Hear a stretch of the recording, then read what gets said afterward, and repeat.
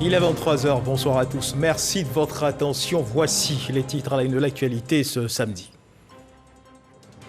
33 kg d'or brut ont été interceptés à Noé à la frontière ivoiro-ghanéenne, dissimulés dans les colis de 2 individus. Ils ont été épinglés par les douanes ivoiriennes et mis à la disposition du parquet d'Aboisseau. Ils sont poursuivis pour atteinte à la législation sur la commercialisation des métaux précieux. Le médiateur de la République procède à l'installation de comités de veille, des actions qui s'inscrivent dans le cadre du renforcement de la paix et de la cohésion sociale sur l'ensemble du territoire. La deuxième réunion du conseil de médiation présidée par Adama Toungara a eu lieu à Mankono. La 3, la chaîne de télé du groupe RTI consacrée au sport et à la culture a 1 an. La chaîne souffle sa première bougie. À l'occasion, les responsables de la chaîne de télévision entendent offrir davantage pour 3 fois plus de sport et de musique, 3 fois plus de divertissement. Voilà pour l'essentiel. Oui, bonsoir à tous. Le médiateur de la République, Adama Toungara, procède à l'installation de comités de veille, des actions qui s'inscrivent dans le cadre du renforcement de la paix et de la cohésion sociale sur l'ensemble du territoire. La deuxième réunion du conseil de médiation présidée par Adama Toungara a eu lieu à Mankono.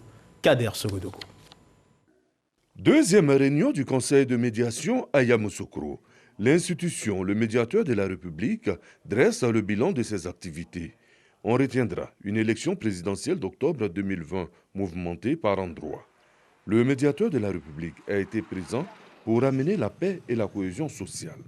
L'élection des députés qui a suivi atteste bien le retour d'un climat apaisé. La recherche de la cohésion sociale en Côte d'Ivoire doit demeurer une quête perpétuelle. Nous avions constaté que partout où nous avons mis en place des comités de veille, il n'y avait pas eu de remous politiques ou sociaux importants. Dans les départements, nous avons mis en place des comités de veille. Pour réussir une cohésion sociale durable, après l'installation des médiateurs délégués, place désormais à la mise sur pied des comités de veille et de suivi de la cohésion sociale. C'est une action qui s'inscrit dans la droite ligne du médiateur de la République, M. Adama Toungara, qui, à sa prise de fonction, a privilégié le mode d'anticipation et de prévention sur les conflits. Une médiation proactive, une médiation de proximité. Celui de Mankono fonctionne désormais. C'est pour faire un appui, sinon on l'est toujours. Du 1er au 31, on est toujours dedans. Alors c'est pour nous donner encore une force, encore de plus. Les missions assignées au comité de veille sont claires. Évaluer de manière périodique la situation de la cohésion sociale dans les départements, organiser le dialogue communautaire en vue de prévenir et régler les conflits, sensibiliser les communautés à la cohabitation pacifique et au respect de la différence, informer les médiateurs délégués de toute situation susceptible de troubler la paix et la cohésion sociale. Retour à Abidjan, la promotion 2020 des médiateurs professionnels vient de recevoir son diplôme de fin de formation. Baptisé promotion Hortense à Kaangui, les nouveaux diplômés se sont engagés à sillonner la Côte d'Ivoire afin de mettre le savoir qu'ils ont acquis au service de la nation. Cet engagement a été pris en présence de plusieurs personnalités, dont le président de l'ASCAD, le professeur Antoine Asseipo Ouowo, et le président du conseil d'administration de la RTI, Akaseye-Lazare, Walter Amadou Ouattara. Ces 16 impétrants sont issus de la promotion Hortense à Kaangui. Désormais, des médiateurs professionnels, ils ont été formés pendant 12 mois pour contribuer à la prévention et à la résolution des conflits. La médiation professionnelle est une discipline nouvelle. C'est seulement en 2014 que la première loi sur la médiation professionnelle a été prise en Côte d'Ivoire. Il n'y avait donc pas de médiateurs. En 5 ans, on a formé 70 médiateurs professionnels en Côte d'Ivoire qui vont aider à la résolution amiable des conflits en Côte d'Ivoire. Le médiateur est l'acteur de la cohésion sociale. Et c'est dans ce but que nous allons lancer l'opération que nous avons dénommée la caravane de la médiation. Nous prévenons le conflit et également nous jouons une action d'acteur, de réparateur quand le conflit s'est déclenché. Donc nous ferons ce rôle. Le dialogue social en temps de crise est le thème choisi de cette remise de diplôme à la promotion 2020 de l'école professionnelle de la médiation et de la négociation. Promotion parrainé par le président de l'Académie des sciences, des arts, des cultures d'Afrique et des diasporas africaines, ASCAD. Il faut que vous ayez des commissions scientifiques pour réfléchir sur les mutations. Parce que le problème ne se résout pas de lui-même. Il se résout par rapport à l'environnement, à la société. Ce n'est pas banal. Parce que la plupart de nos échecs au sud ici viennent de ce que nous sommes attelés à un problème, mais nous ne voyons pas le comportement des autres problèmes. Plusieurs personnalités, au nombre desquelles Douya Traoré, représentant le président du Conseil national du dialogue social, le président du conseil d'administration de la RTI, Akasaï Lazare, le maire de la commune de Cocody, Jean-Marc Yassé, ainsi que des universitaires et des membres de la famille de l'illustre disparu Hortense Akan-Angui, ont rehaussé de par leur présence cette cérémonie de fin de formation. Et puis nous le disions à l'instant dans les titres, 2 individus ont été pris dans les filets de la douane à Noé, à la frontière Côte d'Ivoire-Ghana. Leur objectif était clair, entrer en Côte d'Ivoire puis écouler 33 kg d'or brut qu'ils avaient en leur possession. Malheureusement pour eux, ils ont été épinglés par les douanes ivoiriennes et mis à la disposition du parquet d'Aboisseau où ils sont poursuivis pour atteinte à la législation sur la commercialisation des métaux précieux. Lanciné Bakayoko. Beaucoup de filets à l'actif de la direction régionale des douanes d'Aboisseau. 2 individus suspects en possession de 33 kg d'or brut frauduleux viennent d'être appréhendés au niveau de Noé à la frontière ivoiro-ghanéenne. C'est au cours d'un contrôle effectué sur le premier suspect que les agents ont découvert les métaux soigneusement dissimulés dans les poches d'un blouson enfoui dans un sac. Un deuxième individu s'est par la suite présenté comme étant le propriétaire de la marchandise sans fournir les documents requis en l'espèce. Les colis frauduleux, composés de 15 plaquettes métalliques de coloration jaunâtre, semblables à de l'or, ont été aussitôt acheminés au laboratoire de la Sodémie en vue d'en déterminer la nature. Les résultats de cette analyse révèlent qu'il s'agit de l'or brut dont les teneurs oscillent entre 22 et 23 carats, d'un poids total d'un peu plus de 33 kg. Valeur marchande, 1 milliard de francs CFA. Incapables de présenter les documents exigibles, les 2 individus et la marchandise saisie ont été mis à la disposition du procureur de la République où la procédure suit son cours. Notons que la détention et l'exportation d'or sont encadrées par une réglementation basée sur un régime de permis et d'autorisation ainsi que sur l'obtention d'un agrément dûment délivré par l'administration minière. Et puis on ne le dira jamais assez, il faut rester prudent. Cette saison des pluies, les pluies qui se sont abattues dans la nuit de jeudi à vendredi dernier dans les villes d'Abidjan et de San Pedro ont fait des victimes. 2 personnes ont perdu la vie suite à un éboulement survenu dans la commune d'Atekoubé, précisément au quartier Moussikro. Alors qu'elles étaient endormies, elles ont été emportées par les eaux. Le maire de la commune d'Atekoubé annonce des poursuites judiciaires contre les propriétaires de ces maisons et la destruction des maisons situées dans cette zone à risque. La ministre Belmonte Dogo a, elle, présenté les condoléances du gouvernement aux parents des victimes. À San Pedro, 2 adolescents ont péri sous les eaux. Le maire de la ville, Félix Anoblé, appelle lui les populations à quitter les zones à risque. Les maisons situées dans ces zones à risque ou dans le lit des eaux seraient également détruites. Vigilance donc. Dans le reste de l'actualité, sachez que le président du Sénégal, Macky Sall, a reçu en audience hier vendredi la ministre Mariatou Koné, la ministre de l'Éducation nationale de l'alphabétisation, qui conduit une mission d'imprégnation du système éducatif au Sénégal, une mission qui vise donc à apprendre des forces du Sénégal dans ce qui concerne bien sûr l'évolution de la gestion de l'éducation. Hervé Blé. Une fin de mission au Sénégal marquée par une audience avec le président Macky Sall. C'est au palais de la présidence qu'ont été reçus Mariatou Koné, la ministre de l'Éducation nationale et de l'alphabétisation, les membres de la mission d'imprégnation de l'école sénégalaise et l'ambassadeur de Côte d'Ivoire au Sénégal, le général Touré Sékou. Audience en présence du ministre de l'Éducation nationale du Sénégal, Mamadou Talla. Avec son hôte, la ministre Mariatou Koné, le président de la République sénégalaise Macky Sall a évoqué la mission d'imprégnation du système éducatif sénégalais. Nous avons passé une semaine sur le territoire sénégalais pour nous imprégner de l'expérience et des bonnes pratiques du Sénégal. Et au terme de cette visite, nous avons beaucoup appris. C'est le premier pays que nous visitons et c'est une bonne manière de renforcer la coopération sud-sud. Nous n'avons pas besoin d'aller loin pour avoir un modèle. Les états généraux de l'éducation nationale en Côte d'Ivoire sont prévus à partir du 19 juillet. Ces consultations générales, qui devraient durer au moins 6 mois, visent à consolider les acquis, à améliorer la performance du système éducatif pour en faire une école de qualité. Et toujours au Sénégal, à Diamniadio, à une trentaine de kilomètres de Dakar, a pris fin cette mission d'échange et de partage d'expériences entre les ministères de l'Éducation nationale et de l'alphabétisation de Côte d'Ivoire et celui de l'Éducation nationale du Sénégal.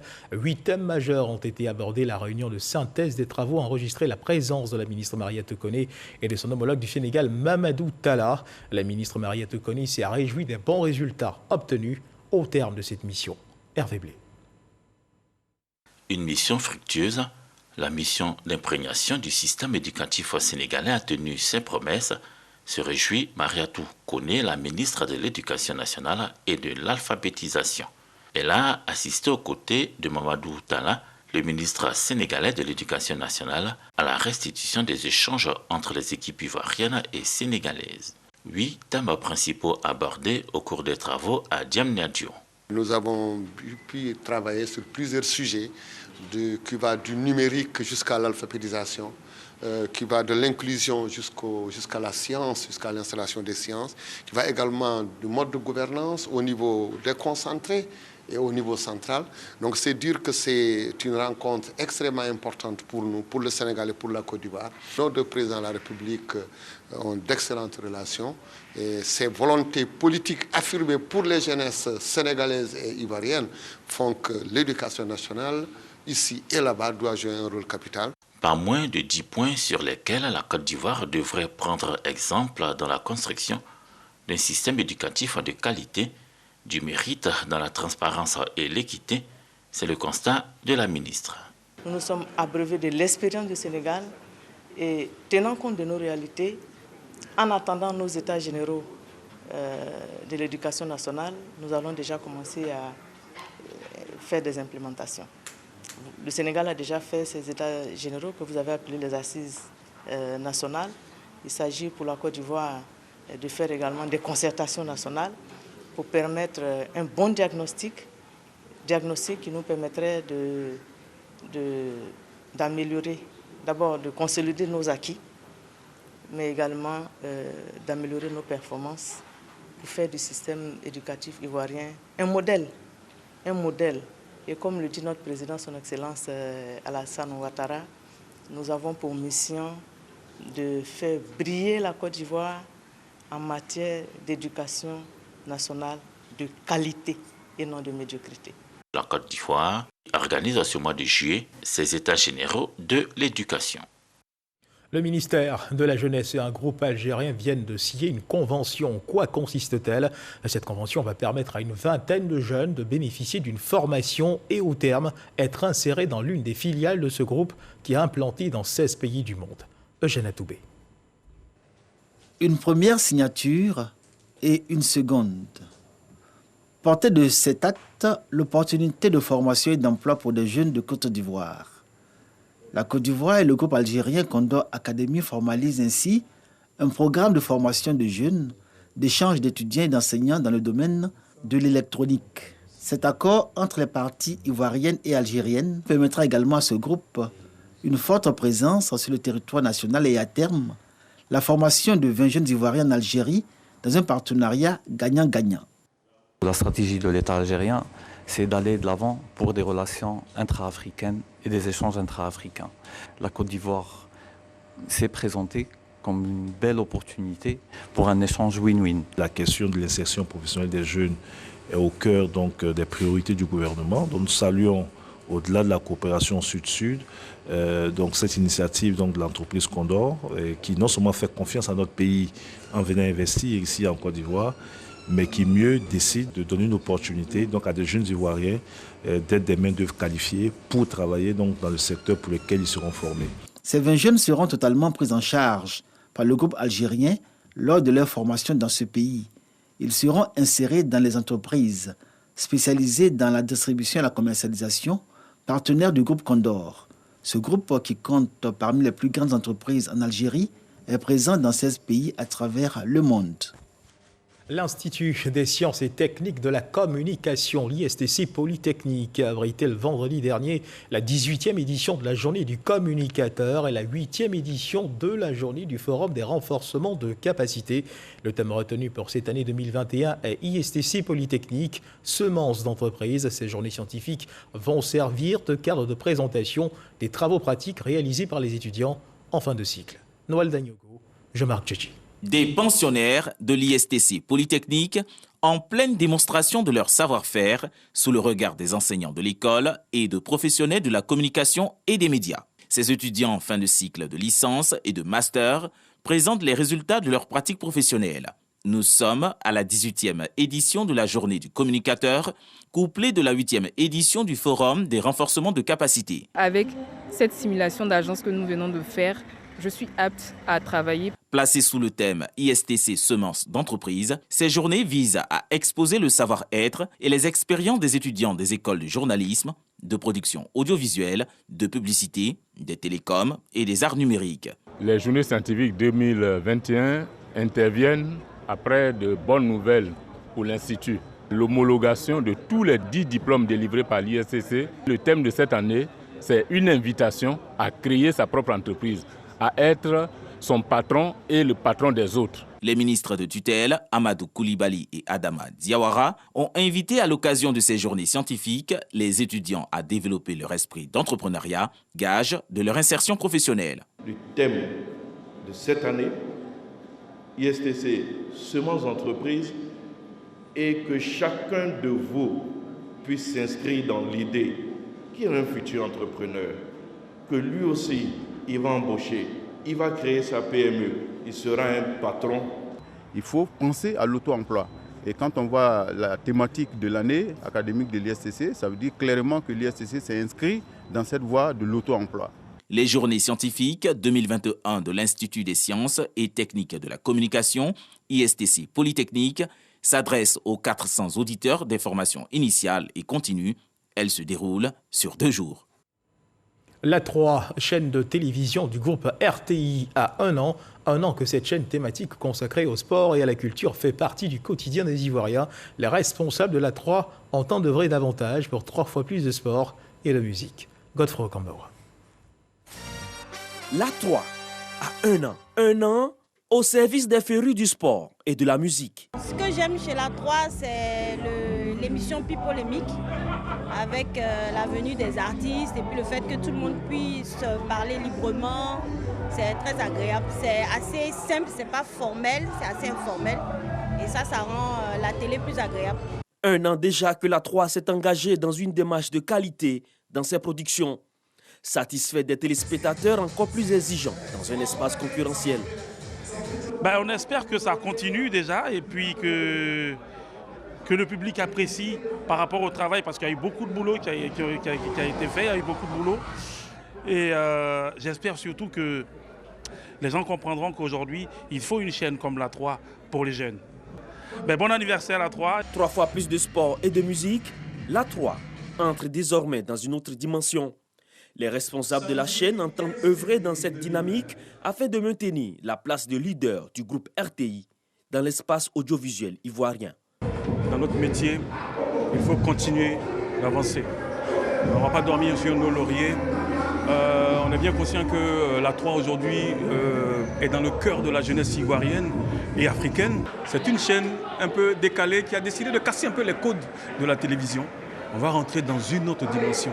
Mais tout ça, c'est pour faire plaisir aux téléspectateurs, aux internautes, à la jeunesse, parce que nous les écoutons. Nous voulons que la 3 soit le reflet de la jeunesse ivoirienne.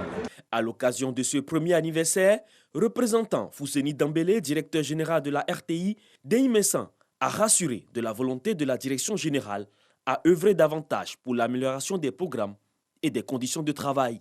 C'est le 15 février 2020 que feu le Premier ministre Amadou Gon Coulibaly lançait officiellement le démarrage des programmes de la 3.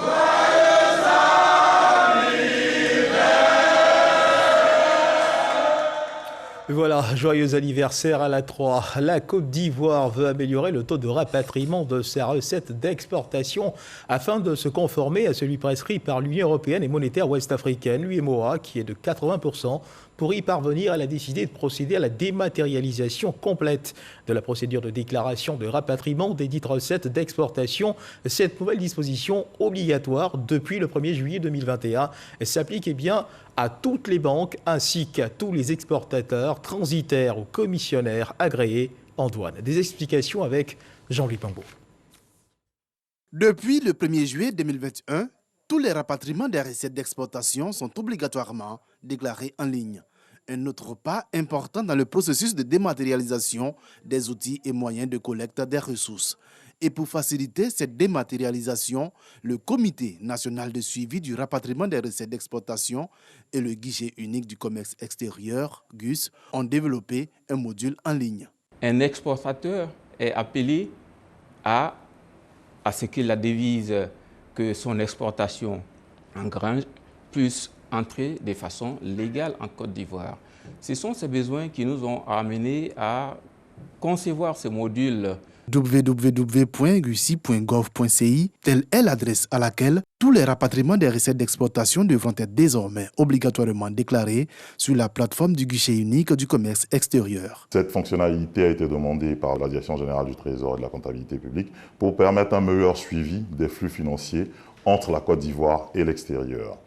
Cette dématérialisation permettra notamment un meilleur suivi du rapatriement des recettes d'exportation par les autorités monétaires et de contrôle, douane, trésor public, banque centrale. Il y a beaucoup de bénéfices à l'utiliser, beaucoup d'avantages. Principalement, l'opérateur aujourd'hui ou son représentant peut obtenir son autorisation et son engagement de change sans se déplacer. Chacun est sur son ordinateur à partir d'une connexion Internet et il obtient l'autorisation ou le document dont il a besoin.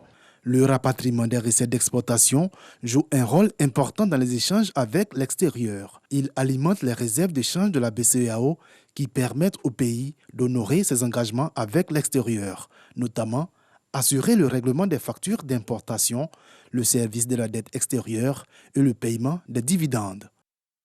Le saviez-vous, une bactérie menace le manioc. Mais la bonne nouvelle, c'est que des chercheurs ivoiriens se mobilisent pour apporter une riposte à cette menace, une menace identifiée en Afrique australe, centrale et au Nigeria, voisin du Cameroun. Cette menace engendre d'énormes pertes en termes de rendement. Pour venir à bout de cette maladie du manioc, ces chercheurs sont en quête de financement. Eugène Atoubé. C'est une riposte que préparent les chercheurs du Centre régional d'excellence pour les phytopathogènes transfrontaliers WEV contre la striure brune, une maladie virale qui touche particulièrement le manioc et actuellement fait des ravages dans plusieurs pays d'Afrique subsaharienne. Le plan de riposte dont la mise à exécution nécessite un financement est présenté au ministre-gouverneur du district autonome d'Abidjan par le professeur Peter Justin. L'enjeu de ce plan de riposte est de maintenir la productivité du manioc en Côte d'Ivoire et garantir la sécurité alimentaire.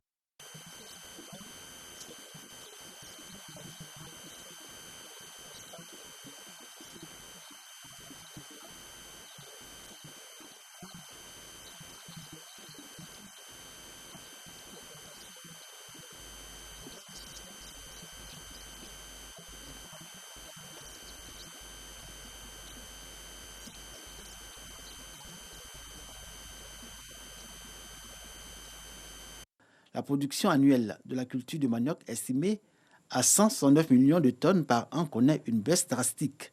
Il faut donc craindre une hausse du prix du manioc et de ses dérivés, le manioc comme moyen d'autonomisation des femmes et au profit desquels le district d'Abidjan a construit plusieurs unités de production d'Atiéké. Le Grimambé s'engage à soutenir les chercheurs du WEV pour trouver le bouclier contre cette bactérie transportée par de petites mouches blanches et des boutures de manioc non saines appelées striure brune du manioc.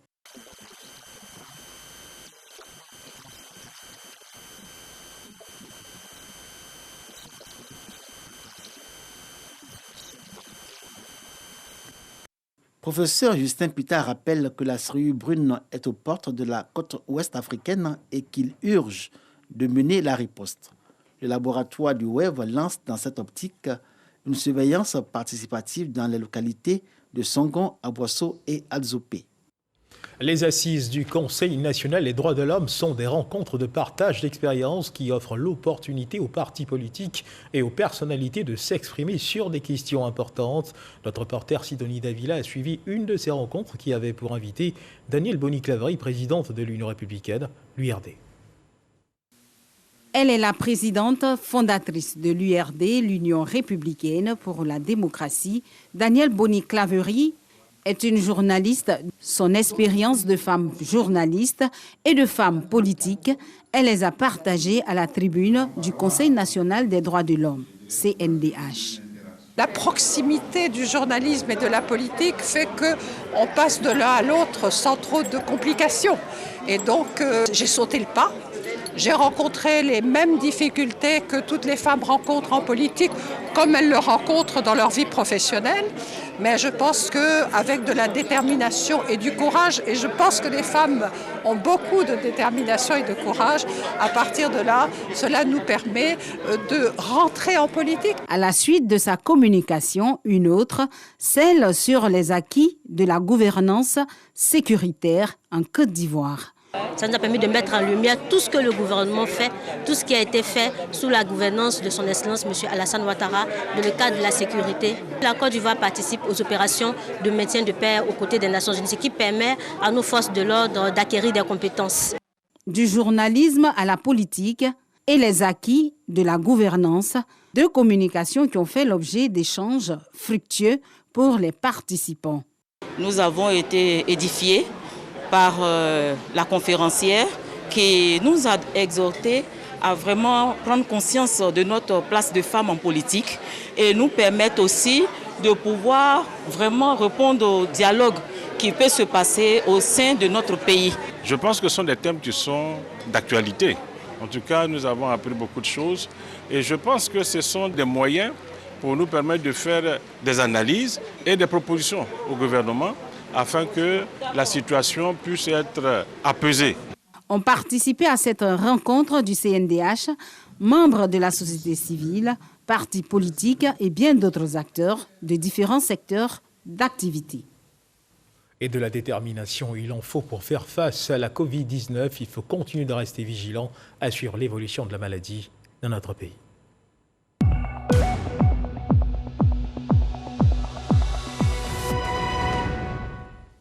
Le ministère de la Santé, de l'Hygiène publique et de la couverture maladie universelle a enregistré ce samedi 3 juillet 2021 à 43 nouveaux cas de Covid-19 sur 2218 échantillons à prélever, soit 1,9% de cas positifs, à 36 guéris et 0 décès.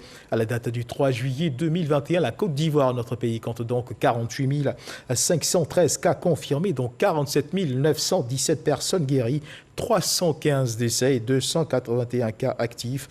Le nombre total d'échantillons est de 716 855. Le 2 juillet, 10 683 doses de vaccins contre la Covid-19 ont été administrées, soit un total de 791 306 doses administrées.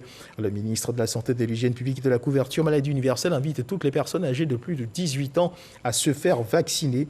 La vaccination contre la Covid-19 est gratuite et volontaire. Ce qu'il faut également savoir, c'est que ce samedi 3 juillet 2021, l'ambassadeur d'Israël en Côte d'Ivoire a procédé à une remise d'équipement à 2 acteurs de la mode en vue de faciliter leur insertion professionnelle. La cérémonie de remise s'est tenue dans les locaux de l'école professionnelle des métiers de la mode et du mannequinat. Astou Touré-Daniogo. Du matériel de couture et de coiffure composé entre autres de 4 piqueuses, une brodeuse, une surfileuse, un lave-tête Une boutonnière, des casques et des ventilateurs remis par son Excellence Léo Vinovesky, représentant l'État d'Israël en Côte d'Ivoire. Cette action vise à soutenir les acteurs de la mode impactés par l'actualité sanitaire mondiale et à promouvoir ce corps de métier. Un acte de générosité au bénéfice de 2 acteurs de la mode, dont Étienne Marcel, grand nom de la haute couture ivoirienne qui signe son retour définitif en Côte d'Ivoire après plus de 10 années passées au Cameroun. C'est le retour pour le bon. Je suis parti pour un salon et puis après le salon, je me suis dit bon, pourquoi pas avoir un pied là-bas parce que les Camerounais aimaient bien ce que je faisais. Je suis complètement surpris, ébahi, tout et tout. Les mots me manquent. C'est vrai qu'on aide les gens, mais on n'attend pas un retour. Maintenant, si le retour se fait, bon, ça fait vraiment plaisir. Le matériel va vraiment m'apporter beaucoup de joie pour m'équiper, encore pouvoir travailler mieux, davantage. Ce geste d'amour et de solidarité est salué à sa juste valeur par Fatim Sidimé, promotrice de mode. Pour nous autres, les mannequins de l'ancienne génération, il a été un mentor, il a été un conseiller, il a été un père. Et donc, l'école a voulu lui remettre des équipements pour qu'il puisse s'installer en Côte d'Ivoire.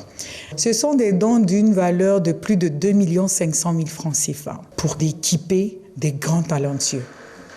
Issu d'une famille de couturiers, l'ambassadeur Léo Vinovesky salue la noblesse des métiers de la mode et s'engage à les accompagner. J'aime la mode et pour une question familiale, je voudrais soutenir différentes initiatives, comme l'initiative de Mme Fatim et d'autres initiatives aussi, parce que je vois le niveau, le haut niveau que vous avez ici dans la mode, dans la Côte d'Ivoire, dans l'Afrique de l'Ouest, et une mode magnifique. À son tour, l'ambassadeur d'Israël en Côte d'Ivoire a également reçu des prisons. Dans l'actualité internationale, la France annonce reprendre sa coopération avec les forces armées maliennes. Plus de 5000 militaires français sont déployés au Sahel. Le pays va donc reprendre ses opérations conjointes avec les forces armées maliennes après avoir suspendu sa coopération bilatérale à la suite d'un second coup d'État au Mali en mai. C'est ce qu'a annoncé hier soir le ministère des Armées de la République française. Et c'est sur cette information que se referment les pages de cette édition. Merci de nous avoir suivis. Je vous retrouve demain à 10h et à 13h pour le Dimanche Magazine. Dieu garde la Côte d'Ivoire.